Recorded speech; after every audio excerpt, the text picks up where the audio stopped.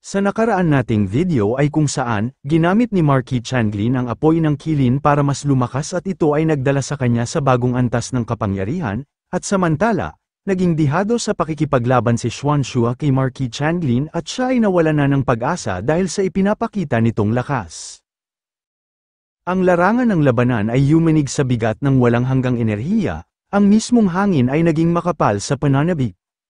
Sumigaw si Marky Changlin na parang kulog, nasaan siya? Pinagmasdan niya ang paligid, hinahanap ang kanyang target. Isang tiwala at matatag na tinig ang lumusat sa hangin, huminto ka na sa paghahanap, buhay pa ako, deklarasyon ni Xuanxua, hindi natinag sa gitna ng kaguluhan. Lumingon si Changlin paitaas, sa ibabaw ng wasak na kubo, kung saan nakatayo ang isang pigira. Ang kanyang aura ay nag-aalab ng kapangyarihan, mukhang may isa pang eksperto ang inyong Divine Immortal Sect, bulong niya. Kinikilala ang napakalakas na enerhiyang kaharap niya. Samantala, si Mu Yunfei, isang tagamasid ngunit hindi baguhan sa labanan, ay nakaramdam ng hindi maipaliwanag na pangamba. Sino ba talaga ang nasa likod ng Divine Immortal Sect na ito? Hindi lang si Xuanxua Demon ang narito. Ngunit may mas malakas pang isa. Bakit hindi ko pa narinig ang sektang ito habang ako'y nagsasanay sa Yaori Empire? Nagtatakang tanong niya sa sarili. Mula sa itaas, nagwika si Ye Gotchen kay Xuanxua, labis na nasiyahan ang patriarka sa iyong pagganap, magpahinga ka muna. Nakangiting tumango si Xuanxua, sige, pagkatapos, muling ibinaling ang pansin sa kanilang kalaban at may pangungot siyang nagsalita. Ang taong ito na tinatawag ang kanyang sarili bilang Marky Changlin ay nagsasabing gugustuhin niyang patayin ang patriarka. Walang pag-aalinlangan, sumagot si Ye Gotchen, biglang sumiklab ang kanyang gintong aura, isang sumabog na enerhiya na tila pagsikat ng araw, hinugot niya ang kanyang espada, at may tinig na puno ng matinding galit, nagsalita, kabaliwan. Unang kumilos si Marky Changlin, napakabilis na ang kanyang mga anino ay tila sumasabay sa kanya, ang kanyang bilis ay tila makalangit, ang mismong himaymay ng oras ay hirap masundan ang kanyang pagkilos, bawat yapak niya ay nagpagalaw sa lupa. Ang kanyang bilis ay sumira sa mismong hangin. Ngunit hindi natinag si Ye Gotchen, huminga siya ng malalim, at itinaas ang kanyang espada, isang gintong liwanag ang bumalat sa kanya, lumawak ang kanyang enerhiya hanggang sa langit, sa isang kumpas, pinalaya niya ang kanyang pinakamatinding teknik. Flying Immortal from Heaven, isang makalangit na puwersa ang sumabog, ang hukbo ni Marky Changlin ay itinulak paitaas. Tila nahigop ng isang hindi nakikitang makalangit na enerhiya, mismong kalangitan ay tila bamuka, nagbibigay daan sa hindi masukat na kapangyarihan na bumabagsak sa kanila. Lumalaganap ang gintong liwanag sa buong larangan ng labanan, kumikislap ang apoy, bumubuo ng isang buhawi ng dalisay na pagkawasak, ang momentum ay hindi mapigilan, ang puwersa ay hindi matanggihan. Si Marky Changlin, ang kanyang baluting kaliskis ay basag ngunit hindi durog, ay sumigaw ng may matinding tapang, ang kanyang pulang matang kumikinang ay naglalagablab sa hindi matitinag na pagsalakay, kahit ang lupa sa ilalim niya ay nagkapira-piraso, nanatili siyang nakatayo, hindi sumusuko. Nagkaroon ng pagbabago sa enerhiya, isang malalim, matibay na puwersa ang sumabog sa paligid niya, ang enerhiya ng kalikasan ay pumailan lang, humarap sa makalangit na teknika ni Ye Gotchen. Human Sword Flying Immortal from Heaven and Earth Sword, sigaw niya. Ipinagsagupa ang sariling kapangyarihan sa kalabang atake. Humiwalay ang lupa mula sa mismong kalangitan nang magsalpukan ang kanilang mga kapangyarihan, ang langit ay nagngalit, ang mundo ay umiyak, at sa gitna ng lahat, dalawang mandirigma ang nagbanggaan, ang tindi ng kanilang labanan ay yumuko ang realidad sa kanilang lakas. Samantala, sa gilid pinanood ni Xuanxua ang nagaganap na labanan, nararamdaman ang lumalalang panganib, ang taong ito ay bihag ng kalaban, kaya malamang na siya ay kakampi natin, inihanda niya ang sarili, alam niyang hindi pa tapos ang laban. Isang napakalaking bato ang pabagsak papunta kay Marky Changlin, isang matinding pagyanig ang yumanig sa lupa, nilamon ng alikabok ang paligid. Mula sa guho, muling lumitaw si Marky Changlin, nanginginig sa sakit, ang kanyang buhok ay waring buhawi sa kasukdulan ng unos, ang alikabok ay umiikot sa paligid niya habang itinuon niya ang tingin kay Ye Gotchen. Ngunit ngayon, may pagbabagong naganap.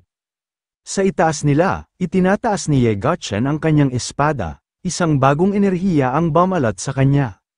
Isang dambuhalang espada, naglalagablab sa liwanag at kumikidlat, ang bumaba mula sa kalangitan, si Yegotcha na nasa himpapawid, ang kanyang puting buhok ay lumilipad sa hangin, ang kanyang kumpiyansa ay hindi matinag.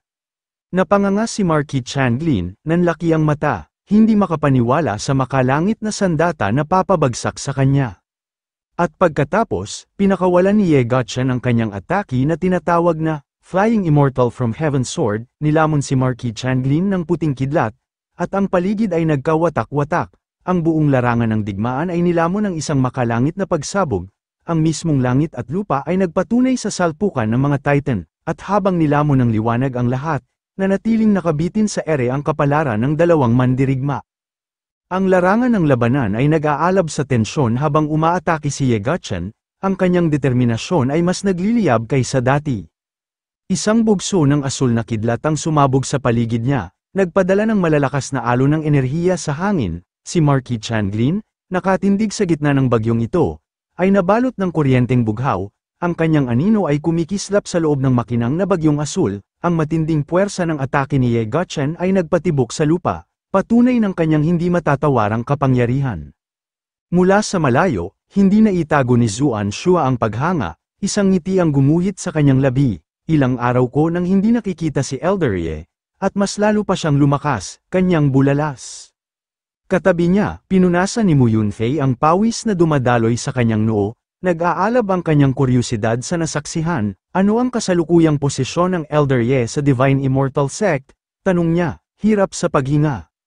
Patuloy na nakangiti, sumagot si Zuan Shua, si Elder Ye ang pinakamahina sa mga elders. Namutla si Mu Yunfei sa matinding pagkabigla, kumakabog ang kanyang dibdib, kayang saktan ni Elder Ye si Marquis Changlin sa 3 galaw lamang ng kanyang espada, at siya ay nasa maagang yugto pa lamang ng Profound Sovereign Realm, pero siya ang pinakamahina, nanginginig ang kanyang mga kamay habang ibinulong niya. Buti na lang at ang lugar kung saan ako nahuli ni Marquis Changlin ay ang Divine Immortal Sect. Ngunit malayo pa ang katapusan ng laban, sa isang matinding sigaw, itinaas ni Marquis Changlin ang kanyang mga kamay, hukbong Changlin, buuin ang Qilin Formation.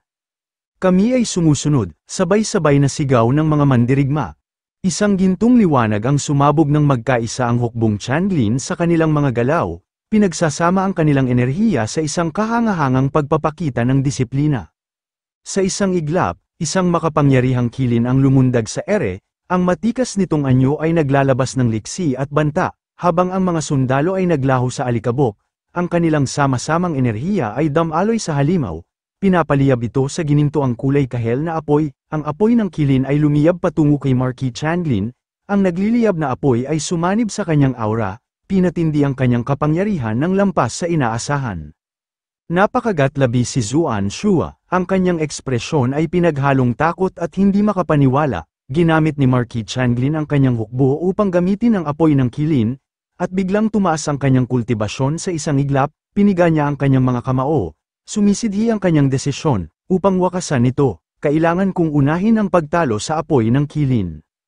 Sumiklab ang kaguluhan sa labanan habang pinalipad ni Marquis Changlin ang isang naglalagablab na suntok patungo kay Yegotcha, ang apoy ay umuugong sa matinding puwersa, binalot ng apoy si Yegotcha habang bumababa siyang nakaharap ang nag-aapoy na suntok gamit ang kanyang espada, nang nagbanggaan ang dalawang puwersa, sumabog ang enerhiya palabas, nagpapadala ng alon ng pagkawasak sa paligid.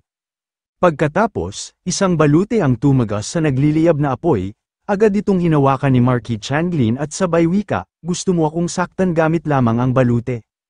Ngunit, sa isang nakakagulat na pagliko ng pangyayari, biglang naglaho si Yegotcha sa paningin, isang aninong gumalaw, at isang matalim na espada ang kumislap sa likod ni Marquis Changlin, bago pa siya makagalaw, bumao na ang espada ni Yegotcha sa kanyang likuran nang may matinding bagsik.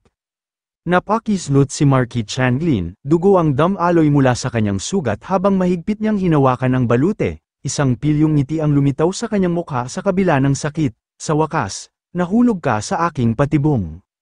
Sa isang malakas na sigaw, pinakawalan niya ang kanyang huling desperadong atake, isang naglalagablab na bugso ng apoy na may layuning sunugin si Yegotcha sa abo.